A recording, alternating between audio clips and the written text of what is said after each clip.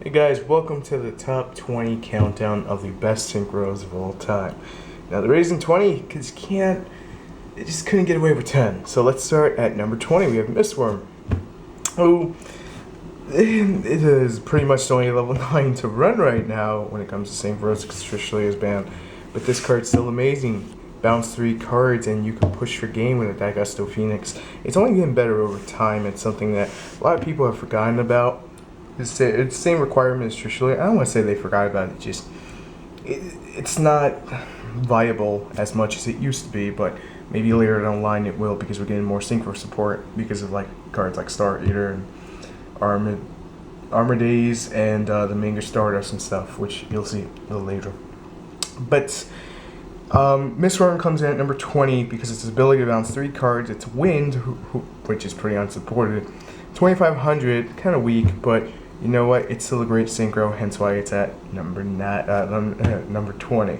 Coming in at number 19, we have the legendary 6 Samurai Shia. Now, the only reason this card beat out Notaria Beast is not because it's limited, it's because of the fact that it can protect itself. Given that it requires one warrior type tuner and one or more non-type 6 Samurai types, you just go special summon Elder or special summon TG Striker and normal summon the other monster, the Elder or the Striker. If Striker was to move up on the ban list, this combo would be more viable.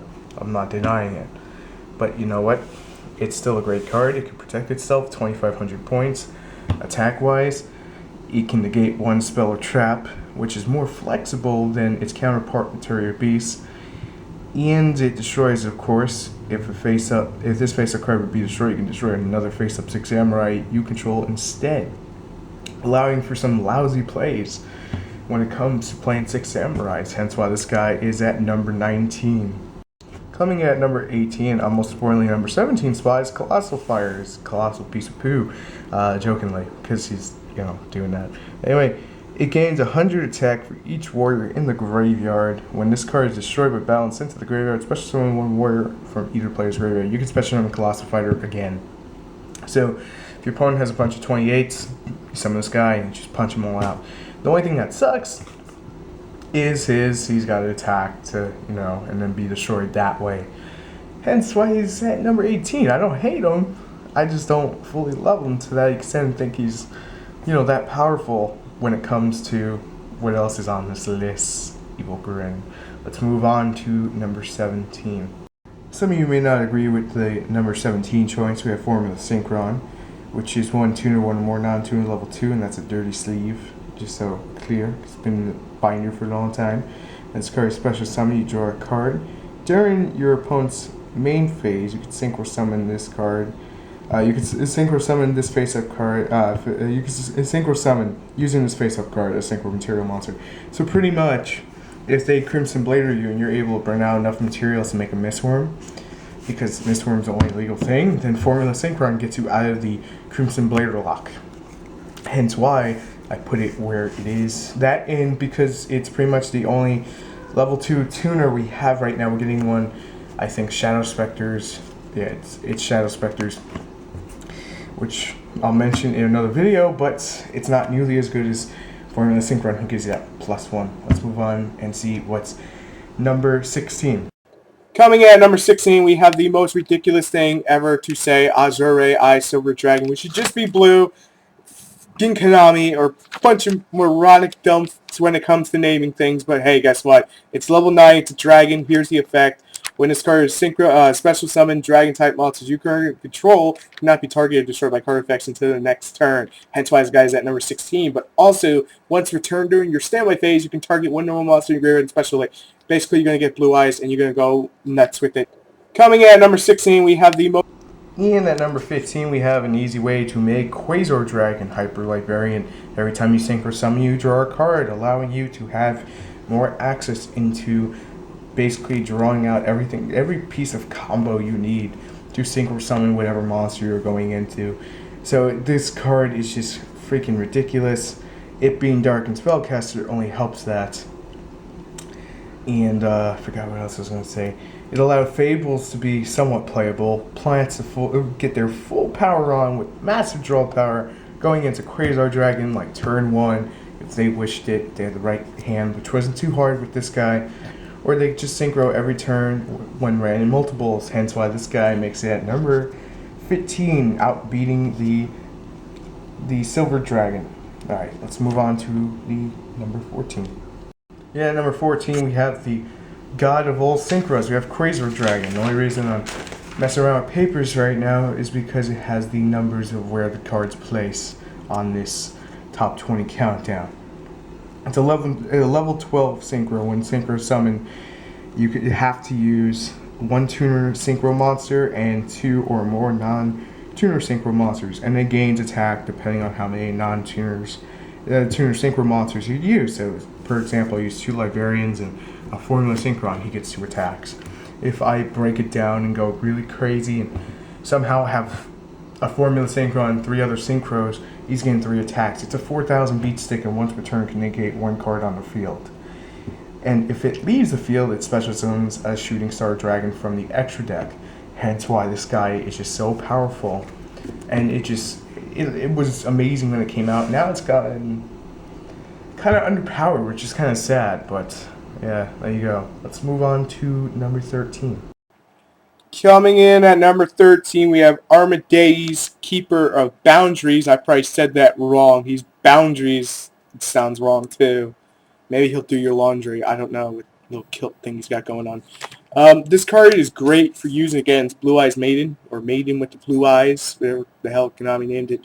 If this card attacks or is attacked, your opponent cannot activate cards or effects till the end of the damage step. So it poops on Catastrophe 2, hence why it's number 13. Coming at number 12, we have the Flasher, Jewel Flare Dragon Stardust.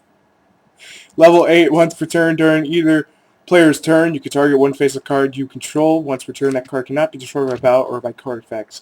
This card is amazing, hence why it makes the cut at number 12. But, not to be confused, let's put it this way. It's a great card and everything. It's not fully released yet until the TCG. It's not coming until November. But I put it on the list anyway because, well, it's one of the best synchros, and this way we keep it a little more relevant for the future. And at number 11, we have Star Eater. No dragon. Apparently not. Thanks, Konami. It eats stars that are huge. You know, apparently it has power to do that. It's a level 11 generic synchro. 1 tuner, 1 or more non-tuner monsters. Must be synchro summoned and cannot be special summoned by any other ways. This card synchro summon cannot be negated. Huge solemn warning. When this card is synchro summoned, cards and effects cannot be activated if this card attacks is unaffected by other cards until the damage step. Okay, just want to make sure it was damage step. This card comes out of Judgment of the Light. It is a secret rare in Judgment of the Light. Have fun getting it. It's a good card. Pretty much all I can say about it. It's red. Looks like Crimson Dragon. It should have been white. Looks like Stardust. I went there. Alright, let's see. Alright, at number 10 we have Vulcan the Divine, the winner of the Show and Jump Alpha promo thing that you had to vote on that we all spammed to get this guy. For those of you who don't know, he's level 6. If you subscribe now, you'll have a great chance of getting it for 20 bucks. If not, have fun paying 90. But I'm just making a point. 1 tuner, 1 or more non-tuners. When this card is synchro summoned, target 1 face-up card you control and 1 face-up card your opponent controls. Return those targets to the hand. This turn, you cannot activate cards or effects with the same name as the return card. You can only use the effect of Vulcan once per turn. It's a great bouncer. It requires you to have a face-up card to bounce. Let's just go over it one last time so you can read it there, just in case. You target 1 face-up card you control. It doesn't matter if it's Vulcan. Just making sure. Yep, you can target Vulcan. That's amazing. Great. Because someone's going to say it. He's Tony the Tiger meets God of War. I can't remember the character who makes the weapons for you. And he's Pandora's daddy. That's who he is right there. That is Vulcan the Divine, Bryonax replacement. Let's go see what number 9 is before I get into references that I shouldn't get into, please. Next one. And at number 9, we have Black Rose Dragon, which blows everything off the field when synchro summoned. It also has another effect, but no one seems to ever use it. Just give me a sec to adjust the camera so we can read the text off. Let's see. There we go. When this card is synchro summoned, you can destroy all cards on the field. Once per turn, you can remove and play 1 plant monster in your graveyard Chains one monster your opponent controls face-up attack position, reduce its attack to 0 to the end phase. That is a game-ender move, but most people just go for the Black Rose blow-up because they don't play plants in that way. But keep this in mind in the future, that may become enticingly good to use against your opponents. Let's move on to number 8. Here at number 8 we have Cataster, who comes out in Arsenal 1. If this card battles a non-dark monster, you destroy that monster without applying damage calculation, which created for one of the most absurd, confusing rulings ever. What happens when Granwall attacks Cataster? I will never forget those words. And me scratching my head trying to figure it out. So, yeah. But that's besides the point. It was the first level 5 synchro that was actually viable. No, Magical Android wasn't that great. Did we use it? Yeah, we kind of did. Just to, have that level 5. Even though it has only 2200 attack, this card is sought out after, and hopefully you guys will see it as a reprint in the tins. If not, right now you can grab one on eBay if you don't want to wait for 15 bucks. Just throwing that out there for those who are wondering. Alright, let's move on to number 7. In at number 7 we have Scrap Dragon, which once returned you can destroy one card you control and one card your opponent controls. You choose them and then you destroy them. When this card is destroyed by opponent's card, either by battle or card effect, and sent to the graveyard, select one non-synchro scrap monster in your graveyard and special summon it. Most people don't run that effect unless you run scraps. It's got 2800 attack with 2000 defense, earth attributes, and 8 stars. This guy is beastly. When it came out in Duelist Revolution, it pretty much was selling out pretty fast. It went from $10 straight up to $40, and then went to $80 at one point, if I recall properly. It made plants that much more powerful by blowing up their Dandelion. You gain 2 tokens. And there's still a lot of great things you could do with this card, and should always be one of the, if you're going to run level 8s, you should always be in your extra deck if you're going to run level 8s. This guy is just amazing, and I can't say enough about it, but he gets outclassed by the remaining 6 cards. So let's see what those 6 cards are. Some of you can say this card should have been lower on the list. I will always say this card deserves its placement on the list at number 6. Now the reason for that, even though it has a weak attack, with a massive back row, or even a semi-back row, or something like Dragoonies, this card becomes uber powerful. It allows you to protect all your cards on the field by sacrificing itself and allowing it to return. It is one of the funniest cards ever to come out because of the fact when it did, people wanted it banned. Do I agree with that? No. It's just at the time, that's how powerful Stardust was. Its power has decreased over the recent years. I won't deny that. I won't, say it did. Cowboy, attack into it and all that good stuff. I get you. But with a sat Mirror Force or something like Infernities where it's sat 5 and Stardust up, you're going to be in trouble. If I have another Infinity monster, per example, and like 3 barriers down, it is pretty tough to get over that. It's pretty tough. But anyway, that's why Stardust is at number 6. Let's see what beats out Stardust at number 5. At number 5 is one of the cards that will probably be featured on next month's Card to the Format segment, which will be done every 6 months. A little plug in there, I'm just saying. But whenever this card destroys a monster by battle, and sends it to the graveyard, your opponent cannot normal summon or special summon level 5 or higher monsters during their next turn.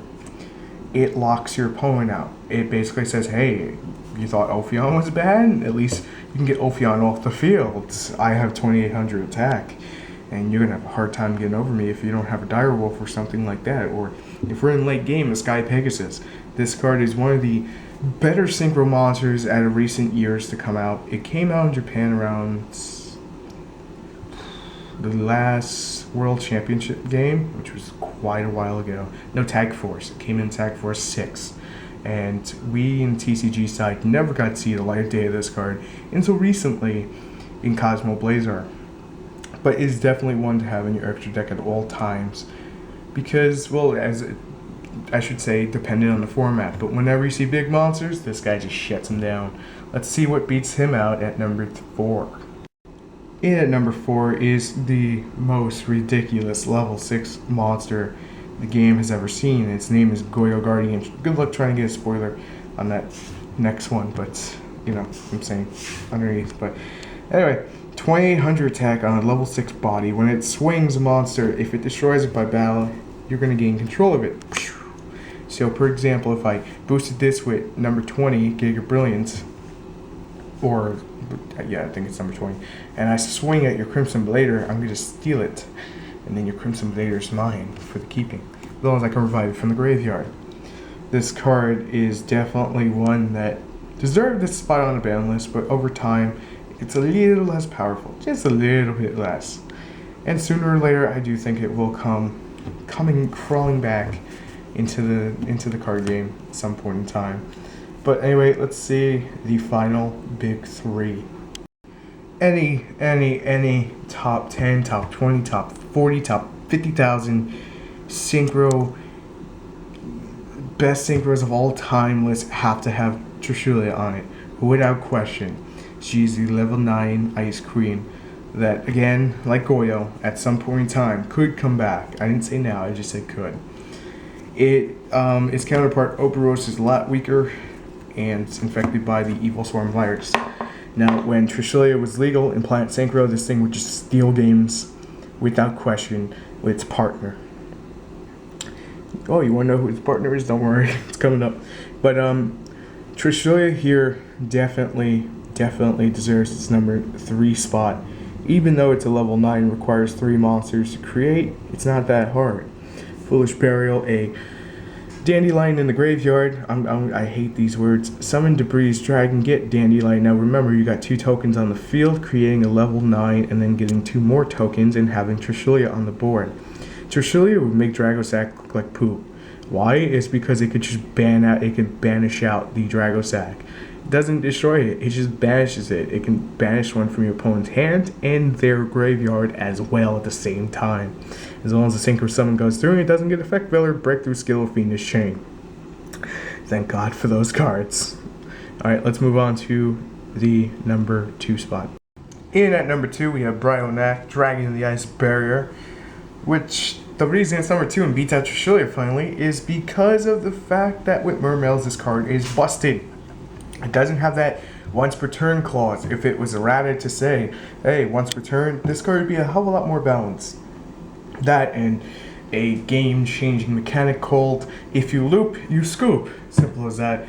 Pretty much just, when I say loop, I don't mean like with Dragonides or Infernities. I'm talking endless loops. You do an endless loop with Bryonac, where you go, you know, to deck out your opponents, and just, I don't know, it would have to be changed for this to come off the ban list, or Mermails to be completely, utterly murdered to, like, I don't know, GB level for this card to be okay to come back, and even then, still. You can discard any number of cards to return the same number of cards from the field to the hand. See right there in that text bubble box, tells you right there, it doesn't. For those of you wanting 2300 attack, 1400 defense. Because remember, we cater to all Yu-Gi-Oh players, that's why. Let's go see what's number 1 on the best top 20 synchros. This E-Dragon's card of safe return. Good game, sir. Most ridiculous thing you could ever come out with. Why? Because let's see the effect. For those of you who don't know, you contribute 1 monster and inflict damage to your opponent equal to its level by 200. Excuse me for that. It's level 7, it's Dark Strike Fighter, and you would be wondering how you get this out in Dragons. Well, simple. Dandelion plus Debris Dragon. It's not that hard because Tempest, you know, just discard with another Dragon, Foolish Burial, the Dandy, or Lone Fire, whatever, you know, whatever it took, or Delta Flyer. It's pretty easy to do. But this card alone could steal FTK, and this is like the one card for the next 10 years, can never come off the list alongside with Chaos Emperor Dragon. Those two are just too powerful for the game. This because of the burn, Chaos Emperor because of the sending to the graveyard, not destroying or not discarding.